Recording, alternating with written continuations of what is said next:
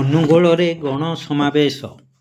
ଅନୁଗୁଳ ଜିଲ୍ଲା ଜନଜୀବନ ସୁରକ୍ଷା କମିଟି ତରଫରୁ ଆଜି ଏକ ଗଣ ସମାବେଶ ଜିଲ୍ଲାପାଳଙ୍କ କାର୍ଯ୍ୟାଳୟ ସମ୍ମୁଖରେ ଅନୁଷ୍ଠିତ ହୋଇଯାଇଛି।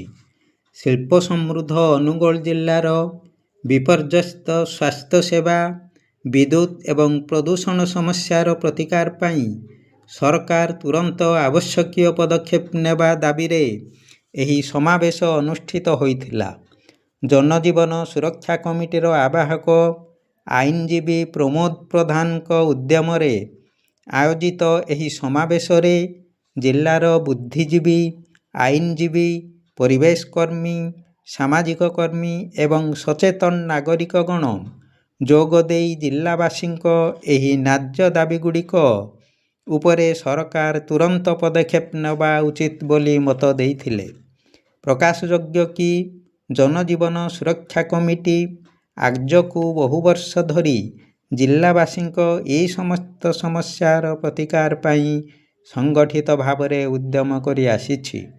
ଜନସାଧାରଣଙ୍କୁ ନେଇ ବୈଠକ, କର୍ମଶାଳା, ଗଣଧାରଣା, ଆନ୍ଦୋଳନ ମାଧ୍ୟମରେ ପ୍ରଶାସନ ଏବଂ ରାଜନୈତିକ ନେତୃବୃନ୍ଦଙ୍କ ଦୃଷ୍ଟି ଆକର୍ଷଣ କରି ଆସିଛି।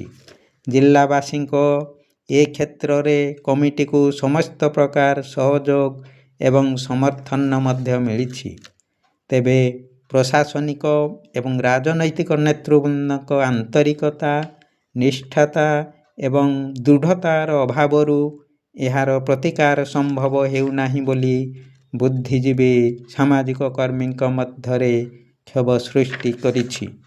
ଏ ପରିସ୍ଥିତିରେ ଜିଲ୍ଲା ମୁଖ୍ୟ ଚିକିତ୍ସାଳୟକୁ କୁକୁଡ଼ା ଫାର୍ମର ଜାଗା ହସ୍ତାନ୍ତର କରିବା, ମୁଖ୍ୟ ଚିକିତ୍ସାଳୟରେ trauma care unit, ICU, burn ୟୁନିଟ୍କୁ କାର୍ଯ୍ୟକ୍ଷମ କରାଇ ଆବଶ୍ୟକୀୟ ଯନ୍ତ୍ରପାତି, ଚିକିତ୍ସକ, ବିଶେଷଜ୍ଞ କର୍ମଚାରୀଙ୍କୁ ନିଯୁକ୍ତି ଦେବା, ଜିଲ୍ଲାବାସୀଙ୍କୁ 300 ୟୁନିଟ୍ ପର୍ଯ୍ୟନ୍ତ ବିଜୁଳି ଦେୟମୁକ୍ତ ଯୋଗାଇବା, ସ୍ମାର୍ଟ ମିଟର ବସାଇବା ଏବଂ ଅତିରିକ୍ତ ସୁରକ୍ଷା ଜମା ଆଦାୟ ବନ୍ଦ କରିବା, ପ୍ରଦୂଷଣକୁ ବୈଜ୍ଞାନିକ ପଦ୍ଧତିରେ ନିୟନ୍ତ୍ରଣ କରିବା, ଚକବନ୍ଦୀ ସମସ୍ୟା, କୋଇଲା ପରିବହନ ସମୟରେ ବାୟୁ ପ୍ରଦୂଷଣ ସମସ୍ୟାର ପ୍ରତିକାର ପାଇଁ ସରକାର ତୁରନ୍ତ ପଦକ୍ଷେପ ନେବାକୁ ଉପସ୍ଥିତ କର୍ମୀ, ବୁଦ୍ଧିଜୀବୀ ଏବଂ ଜନସାଧାରଣ ଦାବି ଜଣାଇଥିଲେ।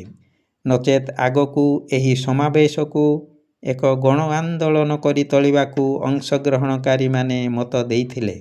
ଶେଷରେ କମିଟି ତରଫରୁ ଏକ ପ୍ରତିନିଧି ମଣ୍ଡଳୀ ଜିଲ୍ଲାପାଳଙ୍କ ଅନୁପସ୍ଥିତ ଯୋଗୁଁ ଅତିରିକ୍ତ ଜିଲ୍ଲାପାଳ ପ୍ରତାପ ପ୍ରୀତିମୟଙ୍କୁ ଦାବିପତ୍ର ପ୍ରଦାନ କରିଥିଲେ। ଅନୁଗୁଳରୁ ଜିଲ୍ଲା ପ୍ରତିନିଧି ଅଜୟ ଭାଇଙ୍କ ରିପୋର୍ଟ, ଅଷ୍ଟକିଳା ନ୍ୟୁଜ୍। ଆମର ସବୁ ପ୍ରକାର ମାନେ ଥାଇ ମଧ୍ୟ ସୁବିଧା ଥାଇ ମଧ୍ୟ କଲେକ୍ଟର ହଉ କି ପ୍ରଶାସନ ହଉ ସେମାନେ କେହି ତାକୁ ହୃଦବୋଧ କରୁନାହାନ୍ତି କିମ୍ବା ଆମକୁ ସାହାଯ୍ୟ କରୁନାହାନ୍ତି। ତେଣୁ ଆମେ ତାଙ୍କୁ କେମିତି ପ୍ରଥମେ ସେ ଜାଗା ବିଷୟରେ ଆମର ଆଜି ଏ ସମାବେଶ। ତେଣୁ ସମସ୍ତଙ୍କୁ ମୋର ନମସ୍କାର ଏବଂ ଧନ୍ୟବାଦ। ପ୍ରୋବ୍ଲେମ ଆମର ତ ସ୍ୱାଇସାର ସବୁ ଆପଣଙ୍କୁ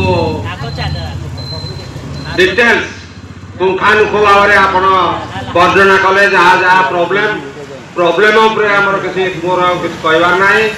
ମୋର ଆଲୋଚନା କରିବାର କଥା ଯେ ଆମେ ଆଉ କେମିତି କଲେ ଏବଂ କେଉଁ ଧରଣ ଆନ୍ଦୋଳନ ହେଉ ଯାହା ଆଉ ବଡ଼ ଧରଣ ଆନ୍ଦୋଳନ କରି ଆମ କାର୍ଯ୍ୟଟାକୁ ଆମେ ହାସଲ କରିବା।